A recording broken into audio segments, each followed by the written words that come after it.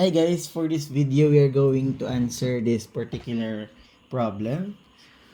A car with a mass of 1,200 kilograms is moving at a speed of 20 meter per second. The driver applies the brakes, resulting a constant force of 2,400 Newton acting in the opposite direction. Question: how long will it take for the car to come to a stop? First, to find how long it will take for the car to stop, we can use Newton's second law and basic equations of motions or kinematic equations. Una, gamitin natin yung Newton's second law of motion, which states that force equals mass times acceleration, or F equals ma, where F is the net force acting on the object, m is the mass of the object, and a is the acceleration of the object. We can rearrange the equation to solve for acceleration, a. No?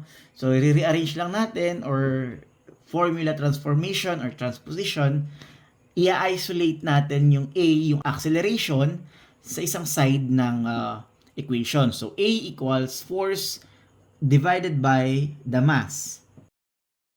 Now, substituting the values given, kasi given yung 2,400 Newton na force, and yung mass na 1,200 kilograms, ayan, substitute lang natin, and ang makukuha natin is 2 meter per second squared. So, yan yung acceleration natin.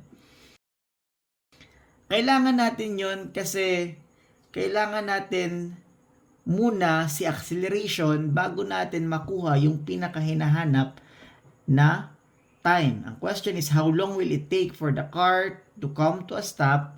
Ang hinahanap doon is time. Now, we can use the equation of motion that relates velocity, acceleration, and time. So, hahanapin natin sa kinematics equation, ano ba doon yung involved si velocity, si acceleration, and si time. Alam natin ang isang kinematic equation na VF or the final velocity equals VI or the initial velocity plus A times T, or BF equals VI plus AT, where BF is the final velocity, BI is the initial velocity, A is the acceleration, and T is the time. And ito yung hinahanap natin. So sa BF, 0 meter per second. Since sinabi, the car comes to a stop. So yun yung hint mo. Pag sinabing comes to a stop, ang BF mo dapat 0 meter per second. Kasi at rest. VI mo, initial velocity given, moving at a speed of 20 meter per second. So, ang VI mo is 20 meter per second. And, acceleration mo is 2 meter per second squared. Yung nakuha natin kanina, gamit yung equation from the law of acceleration. Pero dito, yung acceleration natin, since acceleration is a vector quantity, so kailangan yung direction, and since sabi, eto, acting in an opposite direction. So pag sinabing opposite direction, maglalagay tayo ng negative. Ibig sabihin, papunta siya sa opposite direction.